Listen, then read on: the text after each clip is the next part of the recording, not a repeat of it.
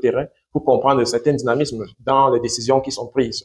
Et la question que nous nous posons, c'est que réellement, quel est le pouvoir de décider, la capacité de décider de tous ces acteurs pris en partie, que ce soit les émissaires de l'AES ou le chef de la délégation ou bien de la commission de l'Union africaine. Et cela rejoint donc les propos de Donald Trump qui regrette que malgré toutes les initiatives pour améliorer la paix dans le monde qu'il a fait, que ce soit en Asie, en Amérique de l'Ouest, de l'Est ou encore en Afrique, qui n'a pas eu le moindre coup de fil venant des Nations Unies pour l'accompagner dans ces processus-là. Et pourtant, il pense que c'est le job de l'Union des Nations Unies de maintenir la paix dans le monde. Mais leur paix se définit le plus souvent seulement sur les bouts de papier et il manque du pragmatisme sur le terrain. Et voilà pourquoi nous avons essayé de faire le parallélisme de forme pour se dire à un moment donné que est-ce que ce n'est pas exactement ce que les trois ministres des Affaires étrangères de l'AES essayaient de faire remarquer à M. Ali Youssouf que voilà, vous jugez, vous voulez la paix en Afrique,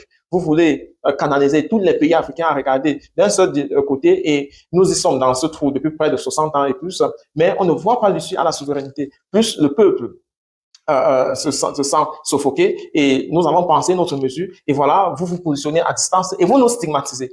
Et pour ceux qui ont suivi, d'ailleurs je vous invite à suivre ce discours de Donald Trump du côté des Nations Unies, il a indexé les leaders des Nations Unies en leur rappelant que non, ils ne font pas leur job, ils sont limités à signer des textes ici et là et de faire des chantres de la paix et pourtant maintenir la paix veut dire aller vers les acteurs, causer avec eux, essayer de comprendre les réalités qu'ils vivent pour pouvoir promouvoir la paix. Vous savez, Donald Trump est dans un projet qui veut le prix Nobel de la paix et on peut comprendre ce discours complètement orienté vers le processus de la paix. Antonio Guterres, quant à lui, il a regretté qu'il y a certains leaders qui sont des va-t-en-guerre, ne prennent de leçons à personne et n'ont pas d'empathie envers d'autres nations qui peuvent être jugées plus faibles qu'eux. Donc, retour donc dans le contexte de cette rencontre entre l'AES et l'Union africaine pour comprendre quels sont les contours, qu'est-ce qui peut en ressortir après cette réunion-là, qu'est-ce qu'on peut espérer. Il y a d'abord la reconstruction des confiances entre les deux. Donc, on peut espérer qu'après cette réunion-là, on va avoir la capitale confiance. La confiance entre l'AES et l'Union africaine va augmenter.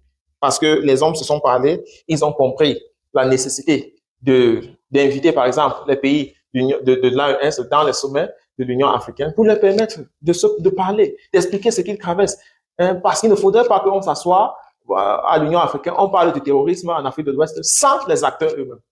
Quelles que soient les solutions qui vont être atteintes, ça va trouver d'obstacles une fois qu'on viendra pour les implémenter.